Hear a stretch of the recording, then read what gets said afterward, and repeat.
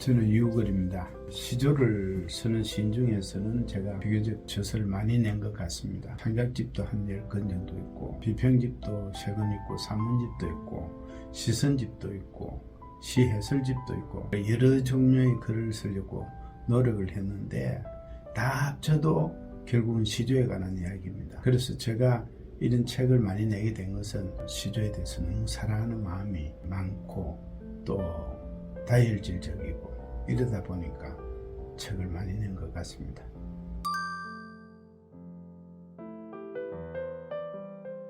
우포 시조문학관은 이우걸 시조문학관으로 출발을 했습니다. 이 문학관이 만들어지게 되는 데는 푸른 우포 사람들이라는 환경운동을 하는 단체에서 대표로 있는 강병국 박사라는 분이 있습니다. 평소 저하고 인연도 있고 거기서 운동을 해보니까 여러 가지로 서로 의기투합하는 부분이 있었습니다. 그런 과정 속에서 환경운동을 좀 더 적극적으로 한 것 중에서 문학하고 연결하면 좋지 않겠느냐 이런 생각도 갖고 있었고, 또 2층 강의실이 그런 교육을 하기 이후에는 하고 난 뒤에는 그대로 있으니까 여기에 문학과를 만들자 이렇게 해서 그분들이 물색하는 중에 제가 창녕 출신이고 해서 저에게 그런 제의를 했습니다.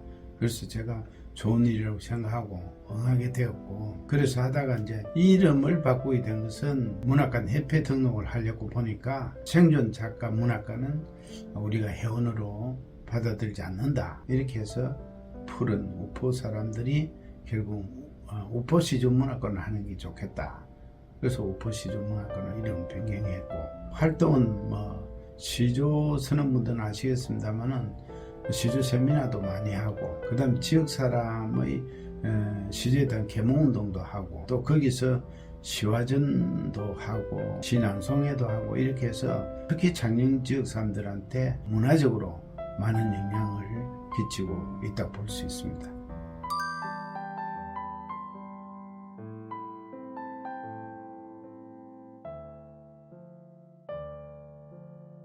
그 평가에 대해서 저는 굉장히 감사하게 생각하죠. 시조를 쓰는 시인들 중에서 대부분이 출발을 자유시에서 하고 있습니다. 저도 마찬가지였고, 제가 뒤에 더 상세하게 말씀드릴 기회가 있을지 모르겠습니다만, 제 은사님 한 분이 김춘 선생님이고 시조 쪽에 한 분이 이영도 선생님입니다.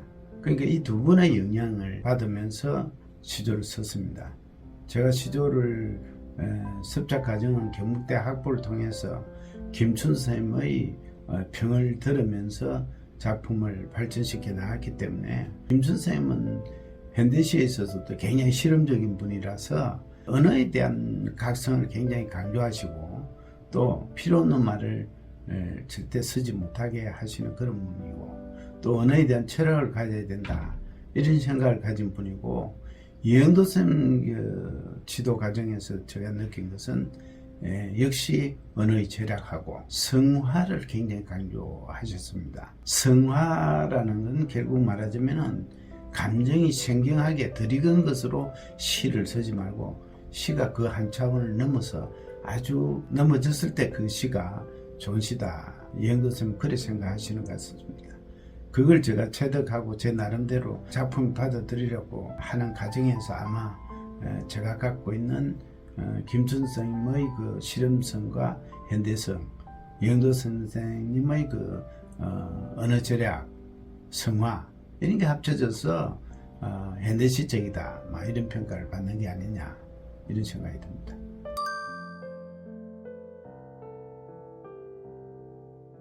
제가 사실 대학 들어갈 때 만약 꼭 시를 쓰겠다 했으면은 국문과를 갔겠죠. 근데 저는 가정이 어려운데 저를 대학 보내주시는 그 형님들 열망에 부응하기 위해서 사회교육학과를 갔습니다. 공부를 하면서 혹시 고시에 전력 투구해서 된다면은 가정에 좀 더 변화를 주고 뭔가 힘이 되지 않겠느냐 이런 생각을 했기 때문에 처음은 시를 쓸 생각을 갖고 있지 않았고, 1학년 때부터 고시 준비를 하느라고 월간 고시계라는 잡지를 계속 읽었습니다. 어느 날 그 고시계를 사러 서점에 갔더니 그게 현대시조라는 책이 나와 있어요.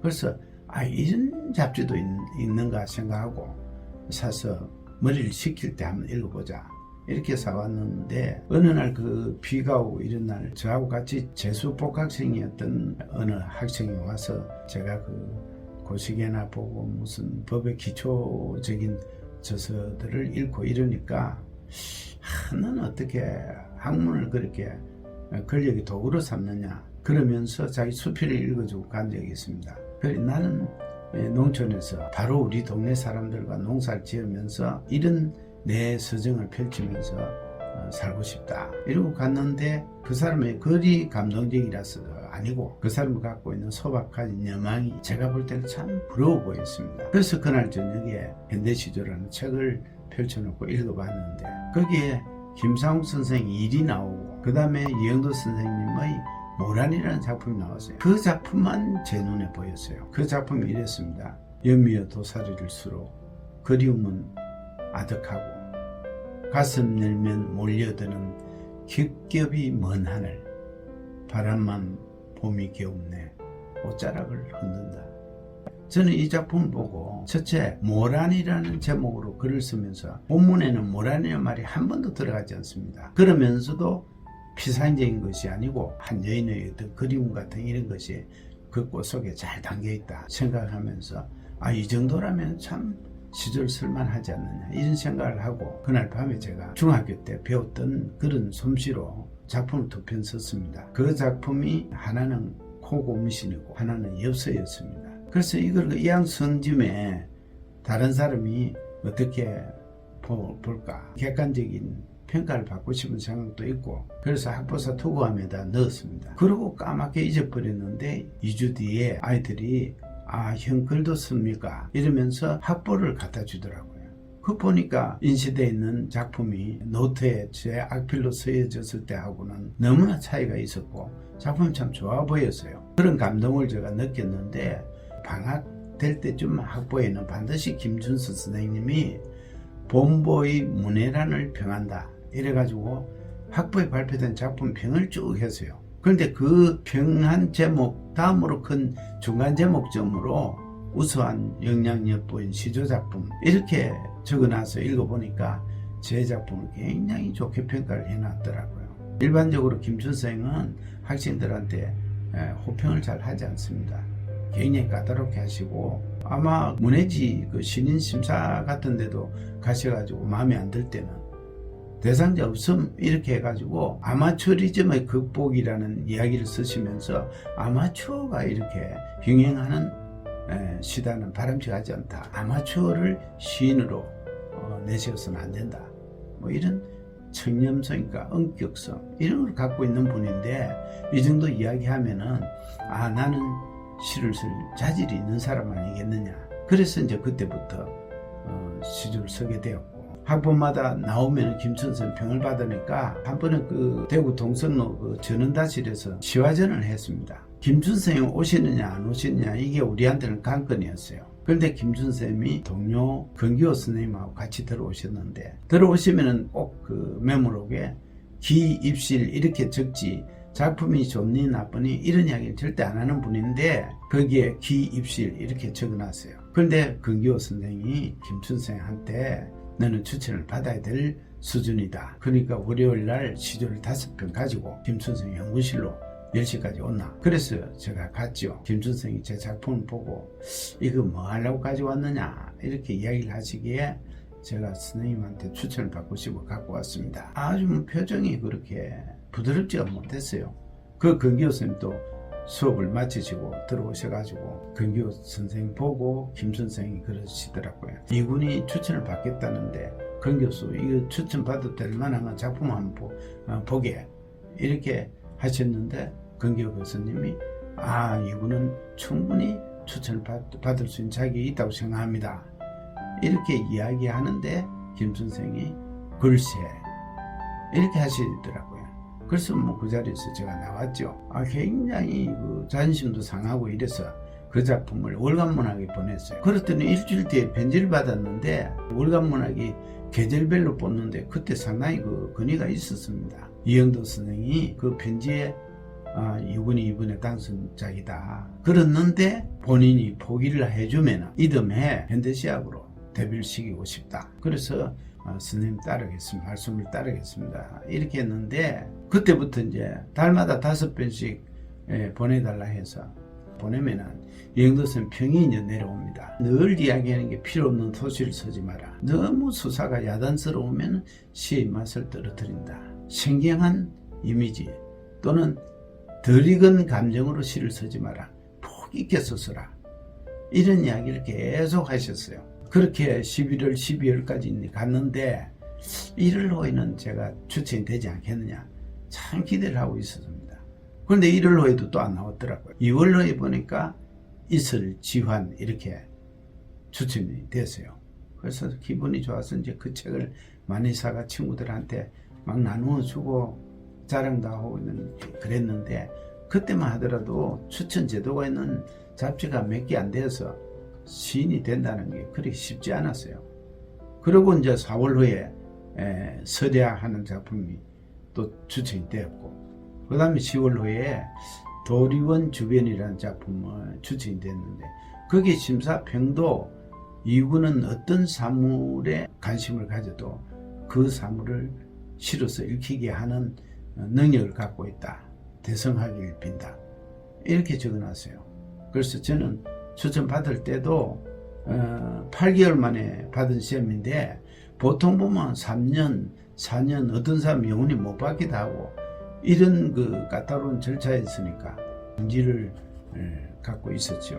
이런 선생님들의 그 도움을 많이 받았는데 제가 언어에 대한 각성을 한 것은 김 선생의 영향이 대단히 컸고 또 김 선생이 현대시는 만들어지는 거다. 감정유로 쪽으로 적당히 쓰는 그런 시는 시가 아니다. 그렇게 언어에 대해 강조하시고 또 태고를 많이 하도록 요구하셨고 함부로 작품을 못 쓰게 요구하셨고 또 이영도성도 마찬가지로 짧게 멋지게 써라. 시조를 길게 쓴다고 성공하는 장르가 아니다. 길게 쓸 바에야 왜 시조를 택했느냐. 그런 이야기를 많이 들어서 지금도 언어가 다소 절제되어 있고 다른 독자들이 제 시가 좋다고 하는 경우 대부분이 단수입니다. 그 시조들이 빛을 보는 것은 그런 은사의 덕분이 아니겠느냐. 그래서 두 분이 저에게는 엄청난 긍지이고 또 한편으로는 엄청난 부담도 느껴집니다. 워낙 대단한 분인데 제 문명이 그게 따라갈 수 없기 때문에 항상 죄송해하고 있습니다.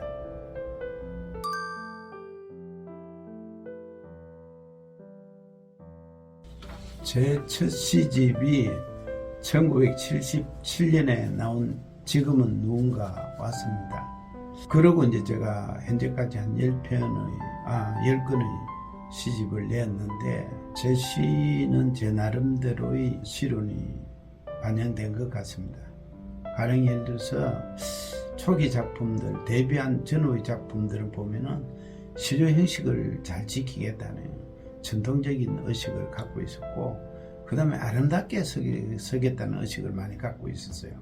그래서 가령 지환이라든지 이설이라든지 지금은 누군가 와서라든지 또는 그대 보내렸고 강가에 나온 날은 이런 거는 이별을 노래하는 건데 서정적으로 즐겁거나 쓸쓸하거나 또는 헤어지거나 만나거나 좀 우리 그 서정의 분위기가 고조될 수 있는 그런 제목으로 시를 썼단 말입니다.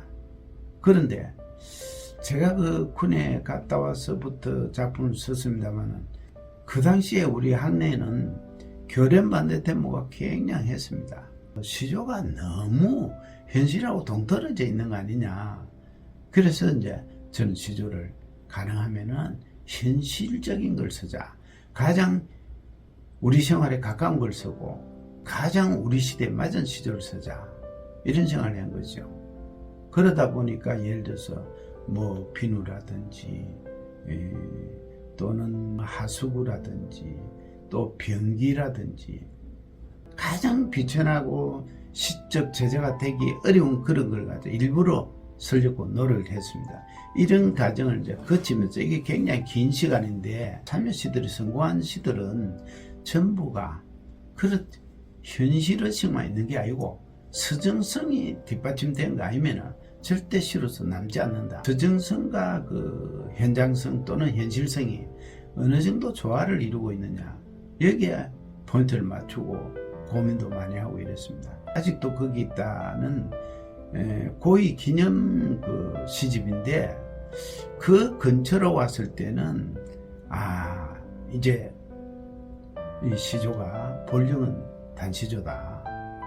그런데 이제 시국을 초월해서 언제 읽어도 삼국시대 사람이 읽고 대한민국 사람이 읽어도 좋은 시는 좋은 시라고 말할 수 있잖아요. 조선시대의 황진이가 쓴 연시가 지금 여러 시인이 있어도 그 정도 수준의 연시를 쓰기 어렵다. 그런 시도 있을 수가 있잖아요. 그래서 현실만 중요한 게 아니고 어느 시대나 감동을 줄 수 있는 시를 써야 안 되겠느냐, 그런 생각을 하고 작품을 단시적으로 많이 썼죠. 그러고 이제 그 다음에 오픈 옆에 그 문학관을 두고 난 뒤부터는 생태 환경적인 어떤 안목을 가지고 시를 쓰려고 노력해 봤는데, 저는 원래가 무명 비판적인 안목을 갖고 시조가 다소 도시를 비판하더라도 이 어투 자체는 모던해야 된다, 이런 생각을 갖고 있었고, 어차피 시는 어느 시라도 휴머니즘적 시가 오래 남고 좋은 시다. 이 휴머니즘 자체가 이미 낡아 있기 때문에, 낡아 있다는 뭐냐면 우리가 아는 바와 같이 중세가 인간의 시대가 아니고 신의 시대 아닙니까? 바나 핸델이나 그 음악도 교회 음악이고 신에게 모든 걸 다 바치는 음악 아닙니까? 그러니까 르네상스라는 것은 인간을 찾는 거고, 그런 신의 어떤 지배를 벗어나려고 하는 인간의 몸부림이라고 저는 봅니다.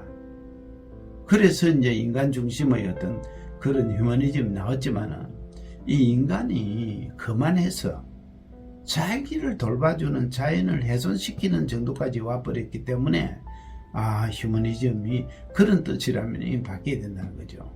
그래서 생태 환경은 대단히 소중하다.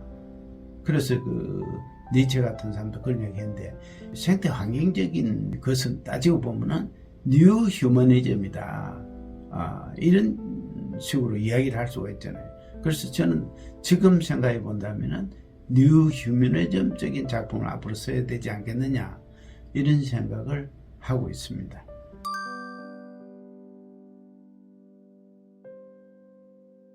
제 작품을 평자들이 이제 주로 많이 거론하는 것은 평인데, 제가 좋아하는 시는 비입니다. 비. 나는 그대 이름을 새라고 적지 않는다. 나는 그대 이름을 별이라고 적지 않는다. 깊숙이 닿는 여운을 마침표로 지워버리며, 새는 날아서 하늘에 닿을 수 있고 무성한 별들은 어둠 속에 빛날 테지만, 실로폰 소리를 내는 가을날의 긴 편지. 이 작품이 중앙시대상 신인상 수상작품입니다. 근데 수상작품 그때 심사위원은 단풍물과 이 두 개 중에 어느 걸 하느냐, 그때 심사위원이 김상우, 박재삼, 장순아 선생님 세 분인데 그렇게 고민을 하셨다고 그러는데, 저는 그래서 그런 게 아니고 어쨌건 비가 좋습니다. 원래 비를 또 좋아하기도 하고요. 그 다음에 이제 시집으로서는 저녁 이미지가 서정성이 아주 풍요로운 시집이 아니겠느냐 싶어서 제가 저녁 이미지를 좋아합니다. 카페 피렌체에서 당신이 베니스에 가 있는 동안에도 카페 피렌체에서 나는 차를 마신다. 밤 10시 문이 닫히고 귀가하는 그 시각까지 벽에는 두오모 대성당이 걸려있고 사람들은 기도처럼 하루를 속삭이지만 그곳에 홀로 앉아서 나는 차를 마신다. 바닷물은 없지만 곤돌라는 없지만 인생이란 노를 젓는 뱃사공의 하루 같은 것. 당신이 베니스에 있는 동안 나는 차를 마신다.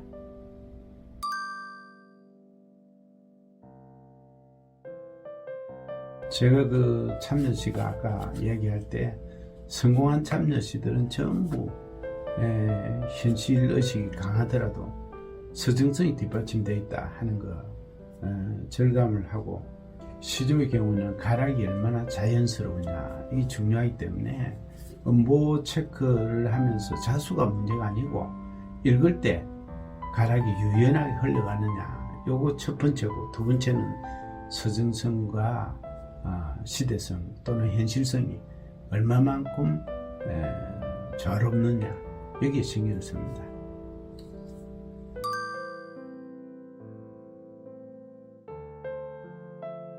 작품은 길을 걷다가 이제 주로 많이 생각하는데, 하면서 머릿속으로 거의 시를 다 써가지고 또 그 쓴 걸 메모를 해두고 또 길을 걸으면서 그걸 다시 한번 머릿속에 생각해보고, 예를 들어서 리얼이라는 받침이 있을 때 이게 반복될 때 운율감 느껴지느냐 아니면 충돌돼서 이상해지느냐 이런 것까지도 소리내어 읽어보고, 이래서 이제 다시 이제 옮겨놓고 확인하고 이제 작품 완성하는 그런 스타일이고, 작품이 잘 안 될 때는 좋아하는 시인의 시집을 읽는다거나 약간 술을 먹는다거나, 저는 술을 잘 못하는 편이라서 맥주 반컵만 먹어도 기분이 달라집니다.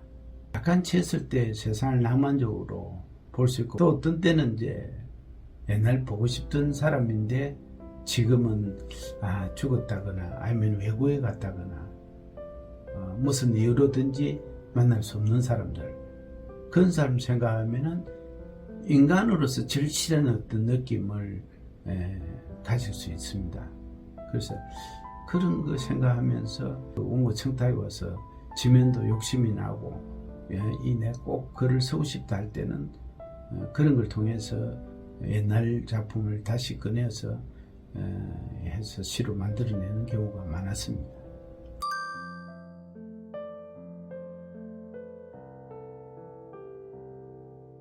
나에게 시조는 내 존재를 증명하는 나만의 천국이다, 이렇게 생각합니다.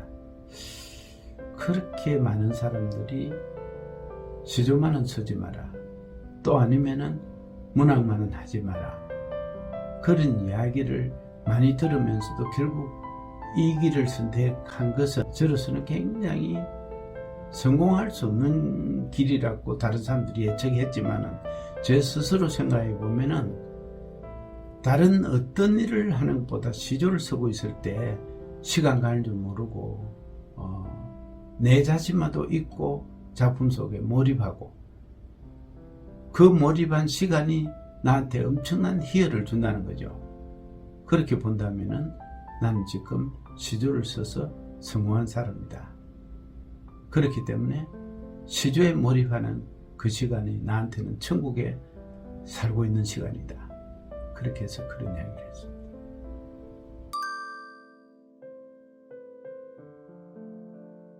BTS가 지금 성공을 하고 기생충이라든지 뭐 영화들이 성공을 많이 하고 이렇게 하면서 한국 문화가 이렇게 만들어진 데 대해서 도대체 그 사람들은 무슨 사람이냐, 어떤 사람이냐, 그러니까 역사가 어떻느냐, 문화가 어떻느냐, 그런 거 알게 될 때 아마도 시조를 그들이 발견할 수 있지 않겠느냐.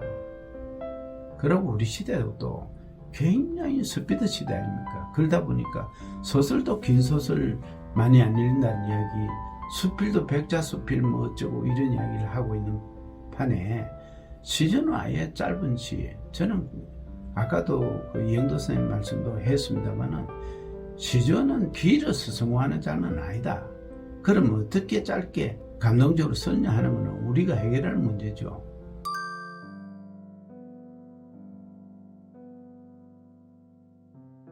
사실 제가 뭘 잘했다 말하는 게 공적 자리에서 어울리지 않는 얘기지만은 이왕 질문이 그렇게 되었으니까 저도 이제 곧 80에 가까웠고 어쩌면은 인생을 마무리할 때가 된 것 같습니다.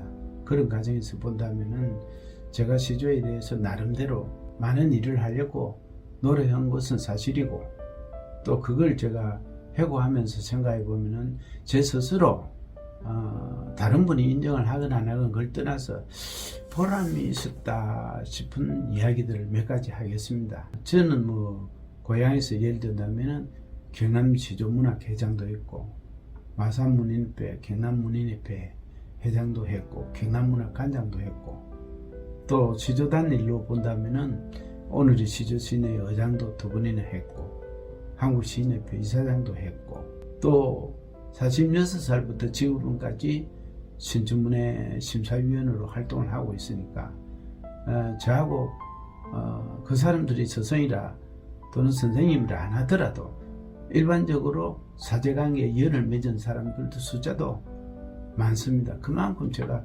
시조하고 살아온 거죠. 그런 과정에서 이제 기억나는 몇 가지 이야기 말씀을 드린다면은, 오늘의 시조 그 행사를 할 때 지역을 다니면서 세미나를 한 것은 제가 하고 난 뒤부터입니다. 그리고 또 적어도 그 신인상이 없고 다른 상은 많이 있었는데 신인상이 없다 그래서 한 10년 이하까지는 뭐 중앙일보 그 당시에는 제가 회장할 때 중앙일보에 대상하고 신인상 그 외에는 상이 없었어요. 그래서 젊은 사람한테 상을 주자 해가 오늘 시조문학상을 만들었습니다. 또 해지를 만들었는데 그 전까지 해지가 없었는데 오늘의 시조라는 해지를 만드는 거 기억나는 겁니다. 그때 오늘 시조는 우리가 기성시단하고 좀 다른 운동을 벌리자는 차원에서 신시조 운동을 벌린 것이 오늘의 시조인데, 그 사람들이 단합해서 오늘 시조단의 춘추 세력이 됐다 하는 면에서는 굉장히 중요한 의미를 갖고 있다 생각합니다. 그 다음에 한국시조시인협회 이사장 하면서 제가 생각한 것은, 시조 쓰는 사람들 사실은 모임도 많지 않고 행사도 많지 않고 이러니까 좀 행사를 많이 해서 용기를 얻도록 만드는 분위기를 만들자, 이런 생각을 해가지고 신년 인사회를 만들었습니다. 그때 시골에서 오는 사람도 쉽게 찾아올 수 있도록 하기 위해서 서울역 바로 옆에 모임 장소를 만들어 가지고 신년 인사를 했는데, 그때 한 130명 뭐 200명 안팎 정도 사람들이 왔습니다. 그런 행사도 제가 기억이 나고, 또 이태혁 선생 탄신 100주년 기념 행사도 했고, 또 조정 선생 그 추모 행사도 했고, 아까 그 오늘의 시조라는 해지를 만들었다 그랬는데 한국시조시인협회에도 정기 간행물 하나 만들어야 되겠다. 그렇게 해서 시조미학이라는 걸 창간했습니다. 제가 회장으로 있으면서 그 한 일들이고, 그 다음에 한국시조시인협회 50년사를 만들었습니다. 그 50년사 안 만들려면 100년사를 만들 수가 없습니다. 우리가 역사가 있는 시조시인이 돼야 안 되겠습니까? 그래서 한국시조시인협회 걸어온 길을 정리하기 위해서 50년사를 만들었다 하는 그걸 기억을 하고 있고, 그 다음에 또 하나는 시조 비평이 굉장히 중요하다고 생각합니다. 그 점만 하더라도 우리 시조시인들은 바로 비평을 시조시인이 해가지고 집안 잔치밖에 못했단 말이죠.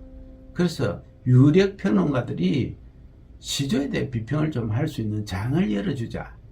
그래서 해설도 가능하면은 시조시인이 서지 말고 평론가들이 쓸 수 있게 만들고, 비평가들이 시조를 논할 기회를 많이 갖도록 하자. 그래서 사실은 많은 비평가들이 시조에 대해서 관심을 갖기 시작했습니다.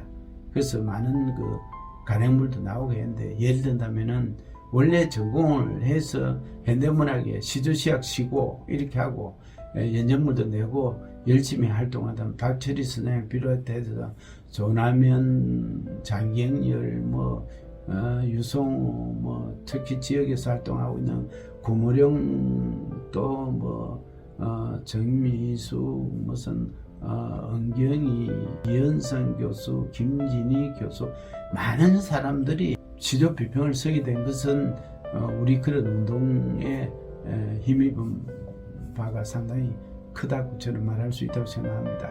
그래서 비평을 활성화시키는데 기했다. 그리고 또 제가 그 이사장으로 할 때 공약을 시조 비평하는 문학상을 만들겠다. 그렇게 했는데 그 김윤성 씨가 제 뜻을 동조를 해가 자기 아버지 그 인산 선생 호를 붙여가 인산 시조평론상을 만들었는데 지금은 계속되지 못하고 있습니다. 시조평론상이 지금까지 계속 엄격하게 좋은 분들한테 주어지는 상이 되었으면 좋았을 텐데 지금 그 상이 없어진 게 아쉽기는 합니다만 어쨌든 지금도 강조하고 싶은 것은 비평이 없는 문학 장르는 담론을 생산할 수 없어서 결국 성공할 수 없는 장르가 된다. 저는 그걸 뼈저리를 느끼고 지금도 기회가 있을 때마다 그걸 강조하고 있습니다.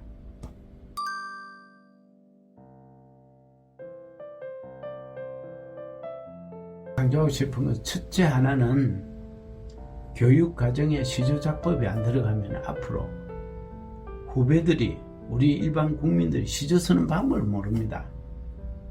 그러니까 초등학교에도 교육과정에 시조가 필수적으로 들어가야 되고 중학교에도 들어가야 되고 고등학교에도 들어가야 됩니다. 어떤 초등학교에 시조가 들어있는데 그 교사 지도서를 보니까 서정시라고 해놨어요. 시라고.